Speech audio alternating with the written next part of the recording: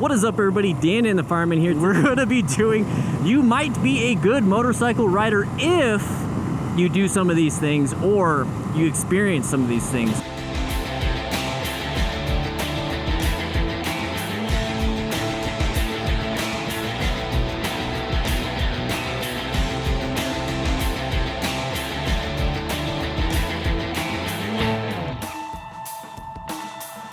So the first one, let's just go ahead and talk about it. You rarely experience close calls. Now, close calls basically means that you're either in a situation that will put you into that, like a car turning left in front of you, or you're tailgating and they slam the brakes and you slam your brakes. These are all things that are actually, guess what, in your control with good situational awareness. So if you notice right now, I have a very good line of sight in front of me. I'm paying attention to the sharp turns ahead. I got an escape path over here. I'm planning my ride. I'm positioning myself for safety. I see that right now it is not going to be an intersection that's going red. It might be though. So I'm going to go ahead and cover these brakes and use my orange status, my orange stage, and get prepared for anything. Doesn't look like I have to. But the thing is, I'm planning it, positioning myself for safety for these good escape paths, good vision. I'm locating specific hazards if I have to really do anything. Don't see anything right now. I'm going to adapt to it. So if there's a hazard in front of me, I'm just going to adapt by changing lane position back to positioning for safety. And then if I have to, like this person could be a possible threat, I might have to navigate and swerve out of the way and do that, but I don't have to. So those are the things that remove and mitigate a lot of the potential close calls, which therefore hopefully prevents a crash. Okay, so I have good space cushion, I'm modulating my speed, nobody behind me, so I feel great, and I'm not too worried. Okay, so these types of things will make you a good rider because you never really have to experience the negative aspects of being a rider. Go ahead and position here just in case he felt like changing his mind. So guys, do that. Don't have close calls, but how do you do that? Situation awareness, maintain fundamental skills, acquiring gear, rescue other smart riders, guys, basically that. Another thing is that you have to have good visual habits. Okay, so it's one thing seeing all of this, right? You can see everything, but did you notice the right turner right there, possible side of the vehicle? Okay, so that's the whole point. You have to have good visual habits. You have to actually be using your brain and your eyes together. Okay, so your brain tells your eyes what to look for, and your eyes sometimes catches things that your brain didn't even think about. So with that knowledge, utilize both. Okay, make your brain work for itself, make your brain look at things. Okay, right turn only sign, cool. So that's one of the things. I always look for signs. Okay, that's not pertinent anymore because I'm going straight, but that is. So you got that the median, there you go, you got a median possibly sticking out, there it is. Now I have a bad line of sight, so my biggest thing is always looking for line of sight. I see that there's lights up ahead. I see the overhead lights. There you go. Now it's a yellow light. So those light systems, the road signs, the road signals are very important. Those take priority over a lot. Then it comes down to the road surface itself for me. I want to make sure I'm stopped and position myself into an area that on the road I won't slip and slide. And I'm also going to locate any potential roadway users, so anybody on the road that can kill me. So we got three things so far. We got signals and signs, we have the road itself, and then we have roadway users. Now the next thing I'm looking for, part of the positioning for safety, is escape paths. Okay, so the space cushions are based off the roadway users. The escape paths are based off of the available road that I have and my positioning. So I have four things. Okay, let's recap that. I have the signage and lights, I have the road, I have roadway users, the guy behind me side to side, nobody's in front of me right now, let's go ahead and get in front of that. And then while I'm in this lane position for safety, I notice that this right lane is getting away and merging with me, so now I have really my lane and the left lane for escape paths, and I'm going to tell you right now, that's really good, so I'm happy with that. So you're constantly scanning for those four things. And all the little things out there, like, you know, the birdies, like that's nice, but it's not going to keep you safe. You know, the squirrels on the side of the road, the doggos in the cars, they're not gonna keep you safe. You know, do a quick glance, oh, hi lady, and then move on to this. You know what I mean? So guys, make sure you have good visual habits and you're not focused on, well, surface entrance, what's the surface entrance? I'm gonna look at this, oh, boom, crashed into the car or whatever because you weren't paying attention. Okay guys, that's what I'm trying to get at. But the next one is you rarely have pucker moments when cornering. So we're like in the middle of cornering, and I'm not too concerned about traction loss because prior to riding, I double checked my PSI and any damage on the tires, so I know my tires are good. And before we even started doing this, I had to, turn on the cameras and everything. I did another check mid-ride. So I'm not too concerned about that, but another thing that will reduce any pucker moments when I'm riding in the corners is knowing how to ride in the corner, okay? So the confidence of knowing that, okay? Situation awareness, green light, nobody coming out, moving forward, adapting to a potential hazard, which is that thing. I don't have to navigate too much. But the thing is with the cornering, in order to get the confidence, I'm in their blind spot, so I'm gonna roll off the throttle just a little bit, is by removing as many factors. You guys see how I'm doing that? I was in that guy's blind spot, and in order for me not to have a pucker moment, if this guy's switching lanes while I'm in the middle of a corner, I just move myself out of that corner or that situation during the corner by adapting and positioning myself for safety. So I don't have this pucker moment. I'm not too concerned. I'm constantly reducing factors. I'm doing the speed limit. I'm going the same speed as some of these vehicles, so I'm not concerned about speed being a factor of me low siding or high siding.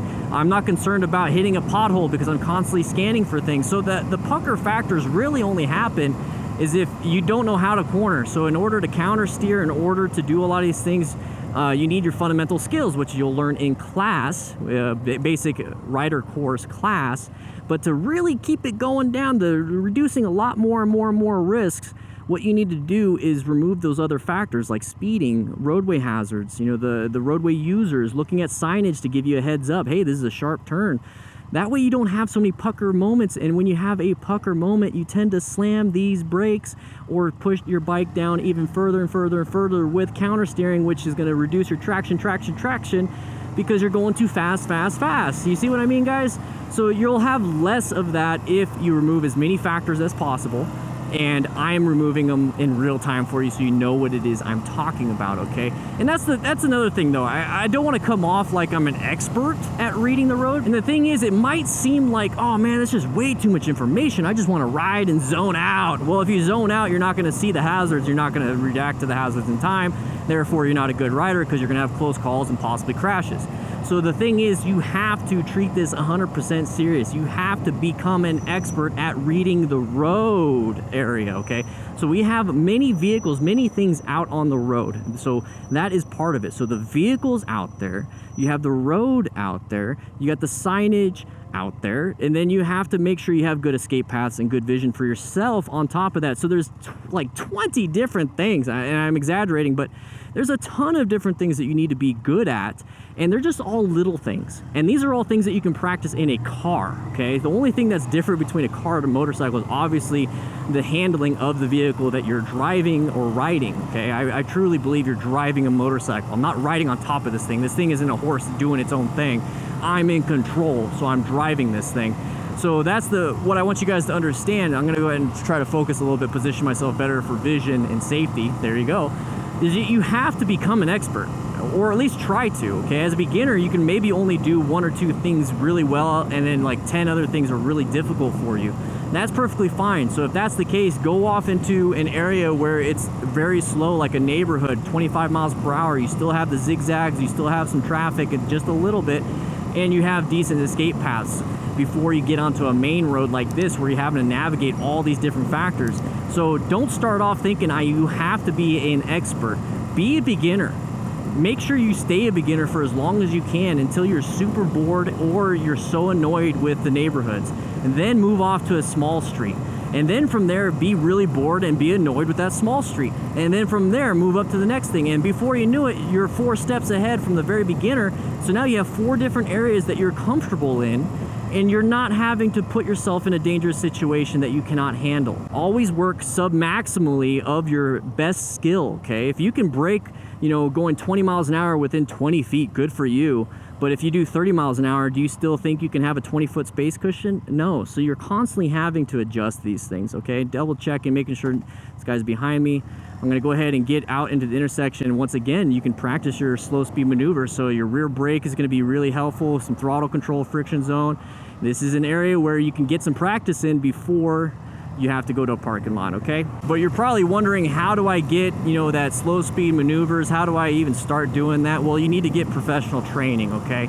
Now, professional training could be many different things. It could be online classes, online courses, But most importantly, it's going to be that physical course, okay, in-person type stuff. So make sure you go out and get an actual BRC, so a basic rider course from the MSF, okay, something like that, or whatever training programs in your area, because I know a lot of states don't have MSF, but at least get that basic rider course done, whether you've already taken it before a long time ago or you feel like you don't need it. Trust me, you're going to learn stuff that you didn't even know you needed in those classes, and then from there you can actually start using it out on the road, and you can develop your own opinion on it. Okay, I follow the SMART rider principles. I seek out and recognize situations and hazards. I maintain my fundamental skills in small little parking lots or even like little cul-de-sacs like this.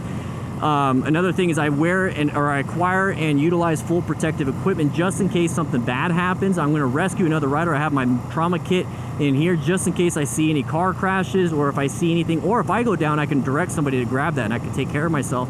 Teaching and mentoring other riders, that's what I'm doing right now with you guys. Okay, I'm not expecting you to pay me anything. I'm not expecting anything. You know, this is a free YouTube video, so please get these tips, get that training, get those things. But if you do want some more free stuff, I also offer an online training program where if you just go to DDFMcrew.com, you can start from the first, you know, what's the motorcycle familiarization to all the way to emergency swerving, emergency braking, tight turns from the stop, figure eights, U-turns, all those different things on my website for free. So if you don't have anything right now, no money, but you have a bicycle or a motorcycle that your dad or whoever let you borrow, whatever, you can still practice, okay, before you get into the class. But do go to the class, because online stuff is no replacement for actually being on the bike, okay, guys?